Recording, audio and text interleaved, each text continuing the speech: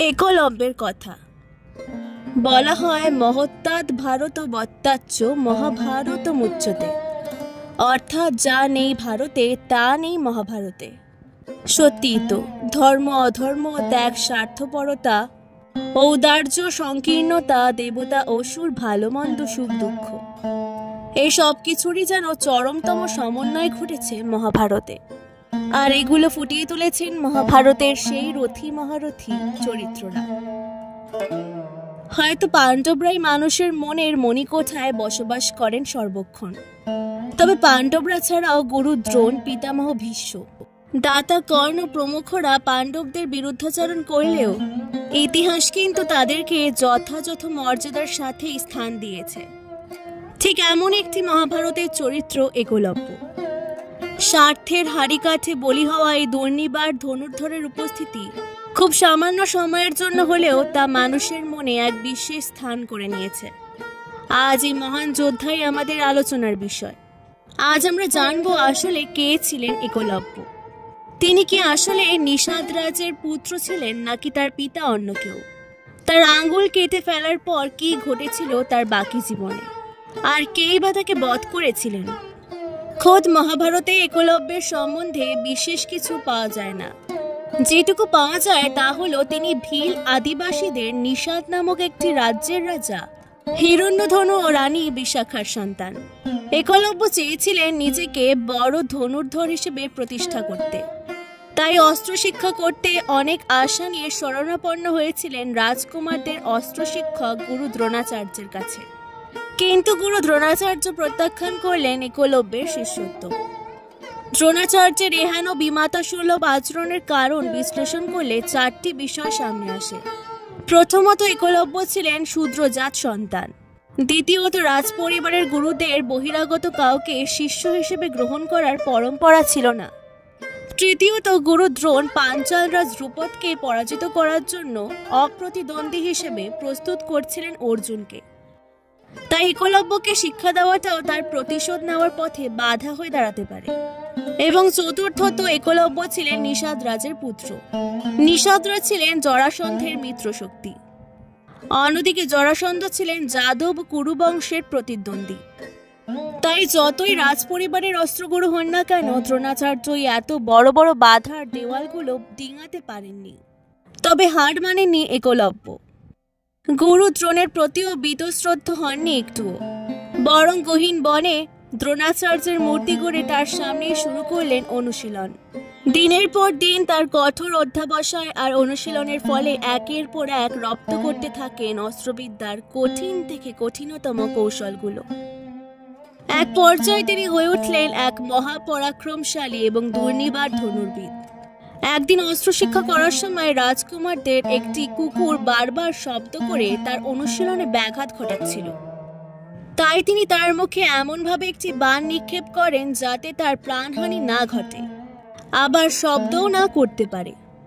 কিন্তু এটি কাল হয়ে দাঁড়ালো একলব্যের জীবনে। বাণবিদ্ধ কুকুরটি যখন ফিরে গেল, তখন দ্রোণাচার্য শঙ্কিত হয়ে উঠলেন, কারণ কোনো সাধারণ ধনুর্ধর এভাবে বাণ নিক্ষেপ করতে পারেন না, বরং কোনো দুর্দান্ত প্রতিভাশালী ধনুর্বিদের পক্ষে এই কাজ করা সম্ভব। দুশ্চিন্তায় পড়লেন দ্রোণ। তবে কি তিনি অর্জুনকে শ্রেষ্ঠ ধনুর্ধর হিসেবে গড়ে তুলতে পারবেন না? তিনি কি অর্জুনকে দেওয়া কথা রাখতে পারবেন না? রাজা দ্রুপদের বিরুদ্ধে তার প্রতিশোধ নেওয়া কি সম্ভব হবে না? প্রশ্নের পাহাড় মাথায় করে সে ধনুর্বিদকে খুঁজতে বনের মধ্যে চললেন দ্রোণাচার্য। কিন্তু এ তো সেই একলব্য যাকে তিনি প্রত্যাখ্যান করেছিলেন। এত অল্প সময়ে সে কিভাবে এত দক্ষ তীরন্দাজে পরিণত হলো? দ্রোণাচার্যের মাথায় যখন এরকম হাজারো প্রশ্ন ঘুরপাক খাচ্ছে, তখন হঠাৎ একলব্য এসে দ্রোণাচার্যের পদস্পর্শ করে আশীর্বাদ নিলেন। বিস্ময়ের ঘোর কাটিয়ে দ্রোণাচার্য জিজ্ঞাসা করলেন, কুকুরটিকে কি তুমি বাণবিদ্ধ করেছ? উত্তর এলো, হ্যাঁ গুরুদেব। গুরু দ্রোণ আবার প্রশ্ন করলেন, আমাকে গুরুদেব বলছো কেন? আমি কি আসলেই তোমার গুরু? একলব্য তখন দ্রোণাচার্যকে তার মূর্তিটির প্রতি দৃষ্টি আকর্ষণ করালেন। বললেন, হ্যাঁ, আপনিই আমার গুরুদেব। আপনার মুখ থেকে গুরুদেব মেনে আমি আমার অধ্যাবসায় ও অনুশীলন চালিয়ে গিয়েছি। বিস্ময়ের ঘোর কাটিয়ে গুরু দ্রোণ এক নজিরবিহীন কাজটি করে বসলেন। তিনি বললেন, বৎস একলব্য, তোমার অস্ত্র শিক্ষা সমাপ্ত হয়েছে। এবার তোমার গুরু দক্ষিণা দেওয়ার পালা। আনন্দের আতিশয্যে বিহ্বল একলব্য যেন নিজের কানকে বিশ্বাস করতে পারছিলেন না। তার গুরুদেব আজ তাকে শিষ্য হিসেবে মেনে নিয়েছেন। তাই সানন্দে তিনি গুরুকে গুরু দক্ষিণা দিতে প্রস্তুত হলেন। দ্রোণাচার্য গুরু দক্ষিণা হিসেবে চাইলেন তার বৃদ্ধাঙ্গুলি, যা ছাড়া কোনো তীরন্দাজের পক্ষে বাণ চালানো সম্ভব নয়। অন্যদিকে দ্বিতীয়বার না ভেবে একলব্য নিজের বৃদ্ধাঙ্গুলি কর্তন করে গুরুকে সমর্পণ করলেন। আর এভাবেই মহাভারতের এক গুরুত্বপূর্ণ চরিত্র ফুটে ওঠার আগে ঝরে গেল সবার অগোচরে। এবং মহাভারত গ্রন্থেও একলব্যের উপস্থিতি ঠিক এ পর্যন্তই। কিন্তু তার সম্পর্কে আরো কিছু জানার বাকি থেকে যায় আমাদের। আমরা জানতে চাই আসলে কে ছিলেন এই ধনুর্বিদ, আঙ্গুল কাটার পর কি ঘটেছিল তার জীবনে, এবং কিভাবে তিনি বীরগতি প্রাপ্ত হন। আর এগুলো জানার জন্য আমাদেরকে যেতে হবে পুরাণে। হরিবংশ পুরাণ মতে যাদব শ্রেষ্ঠ বসুদেবের দেবশ্রবা নামে একজন ভাই ছিলেন। এই দেবশ্রবার যখন পুত্র হয় তখন আকাশবাণী হয় যদুবংশীর হাতেই এর মৃত্যু হবে। এই আকাশবাণীতে ভয় পেয়ে পুত্রের রক্ষা করার জন্য দেবশ্রবা তার পুত্রকে নদীতে ভাসিয়ে দেন। ভাসতে ভাসতে সেই শিশু মগধ রাজ্যের বনে পৌঁছল। সেই বনের নিষাদরাজ হিরণ্যধনু তাকে নিজের পুত্ররূপে পালন করেন এবং তার নাম রাখেন একলব্য। এবার নিশ্চয়ই বুঝতে পারছেন যদুবংশের মতো মহান বংশের বংশোদ্ভূত হওয়ার কারণে একলব্য এত প্রতিভাবান এবং দুর্ধর্ষ ধনুর্ধর ছিলেন।